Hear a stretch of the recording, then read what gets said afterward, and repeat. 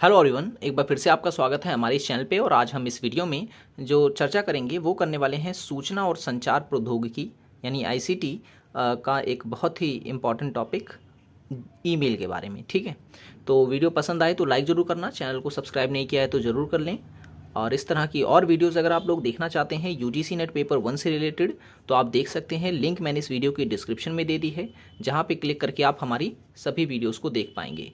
ठीक है, और वीडियो ये वाली पसंद आती है तो लाइक ज़रूर करना, क्योंकि आपके लाइक पे ही डिपेंड होती है अगली वीडियो। ज़्यादा से ज़्यादा आप लाइक करेंगे तो हमें ये लगेगा कि आपको इस तरह की वीडियोस पसंद आ रही है और हम इस तरह की वीडियोस बनाने के लिए प्रोत्साहित होंगे। तो चलिए शुरू करते हैं। तो ईमेल, यहाँ से आप देखेंगे कि यूजीसी नेट में क्वेश्चंस पूछे जाते हैं, हमेशा पूछे जाते हैं, और किस तरह के और पूछे जा सकते हैं वो सब हम डिस्कस करने वाले हैं। तो ईमेल का फुल फॉर्म जो है वो होता है इलेक्ट्रॉनिक मेल। ठीक है ना, पहले तो ये याद रखना है कि ईमेल का क्या फुल फॉर्म है, तो वो होता है इलेक्ट्रॉनिक मेल। होता क्या ये होता ये है कि जब हम इंटरनेट की सहायता से या इंटरनेट के माध्यम से किसी भी प्रकार की सूचना और संदेश को भेजते हैं, ठीक है, सूचना या संदेश को भेजते हैं, तो उसे हम कहते हैं इलेक्ट्रॉनिक मेल। ठीक है ना। तो पहले क्या होता था, जब इंटरनेट नहीं था तो संदेश जो है वो चिट्ठियों के माध्यम से भेजे जाते थे। ठीक है, लेकिन जब से इंटरनेट आया है तब से जो है जो संदेश भेजना होता है वो इंटरनेट के माध्यम से किया जाता है। हालांकि अब जो है माध्यम बढ़ चुके हैं, अब कई सारे ऐसे माध्यम हैं जिसके माध्यम से हम संदेश को भेज सकते हैं। ठीक है, लेकिन ईमेल जो है एक प्रकार से हम ये कह सकते हैं कि संदेश भेजने का माध्यम है। इसकी खोज की थी, आविष्कार इसका किया था रे टॉमलिंसन ने। ये एग्जाम में पूछा गया है कि ईमेल का आविष्कार किसने किया था, तो रे टॉमलिंसन, ये नाम आपको याद रखना है। अब ईमेल से लाभ क्या होते हैं, यहाँ पे मैंने वो भी लिख दिए हैं। ठीक है ना, ईमेल से लाभ ये होता है कि ये विश्वसनीय होता है। ठीक है ना, इस पर आप विश्वास कर सकते हैं। दूसरा, ये सुविधाजनक होता है, आपको कुछ नहीं करना होता। अगर आप ईमेल आपने की है तो आप जानते हो, अगर नहीं भी किया है तो आप ज़रूर एक बार कोशिश करें। हर मोबाइल फ़ोन में जो है ईमेल का ऑप्शन होता है, उसे क्लिक करके आप जो है कोशिश कर सकते हैं। तो बहुत ही सुविधाजनक होता है, बहुत ही इजीली आप किसी को भी संदेश भेज सकते हैं। स्पीड भी बहुत होती है। ठीक है ना, आप यहाँ भेजेंगे वहाँ पर 2 से 3 सेकंड में दूसरे व्यक्तियों को आपका संदेश मिल जाता है। ठीक है, तो गति इसकी बहुत तेज़ होती है। सस्ता होता है, इसमें आपका कोई पैसे नहीं लगते, इंटरनेट अगर आपके पास है तो।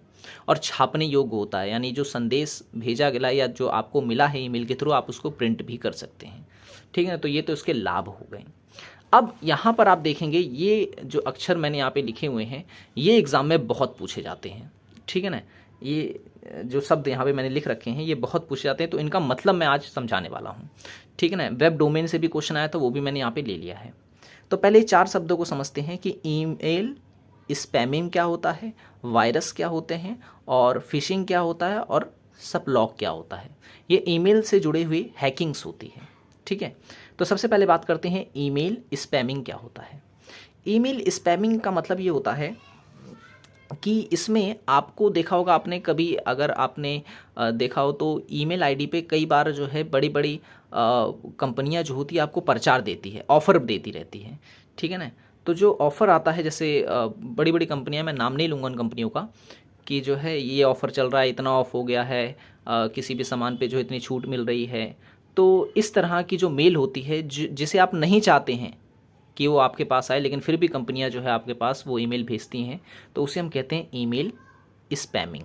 इसे जंक मेल भी कहते हैं। ठीक है ना, जो आपकी इजाज़त से नहीं आ रही है। ठीक है, आपकी इजाज़त से नहीं आ रही है, तो इसे हम कहते हैं ईमेल स्पैमिंग। वायरस क्या होता है, कभी कभार क्या होता है कोई ईमेल आपके पास ऐसा आता है जिसमें कोई भी चीज़ डाउनलोड करने को कहा जाता है।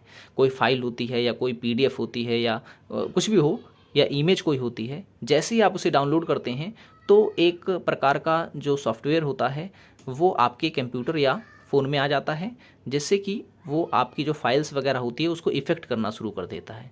तो उसे हम कहते हैं वायरस। ठीक है, वायरस जो कि आपके ईमेल के माध्यम से आता है, और आपके इसका उद्देश्य क्या होता है, इसका उद्देश्य होता है आपकी सिस्टम की फ़ाइल को नष्ट करना।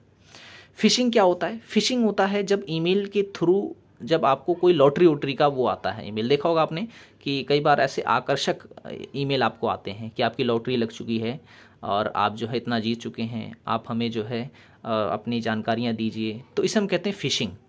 ठीक है ना, वो फिशिंग कर रहा है, सामने बैठा हुआ व्यक्ति आपको फंसा रहा है।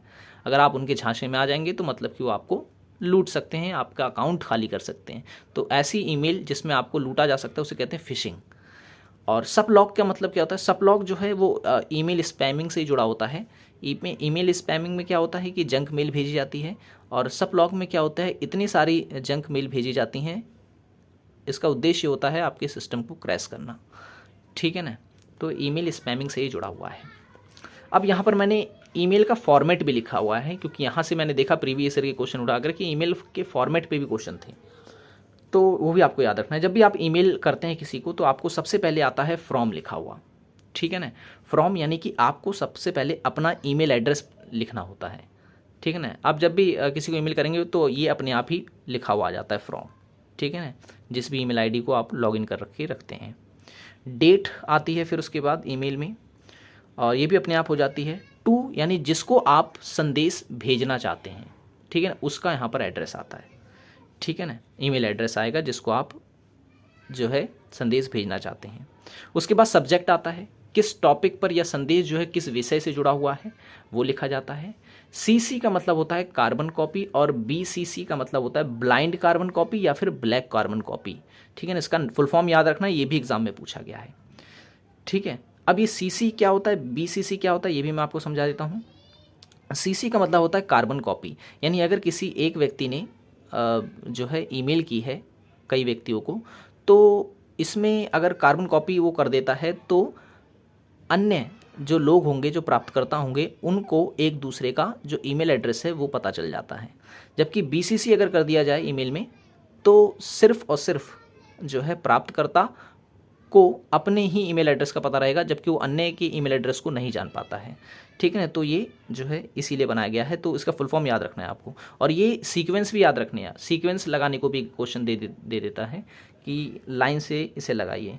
तो फ्रॉम पहले आता है, फिर डेट आता है, फिर टू, फिर सब्जेक्ट, फिर सीसी, फिर बीसीसी, ठीक है। फिर यहाँ टेक्स्ट होता है। टेक्स्ट का मतलब फिर यहाँ पे आप जो संदेश अपना लिखना चाहें उसे लिख सकते हैं, ठीक है।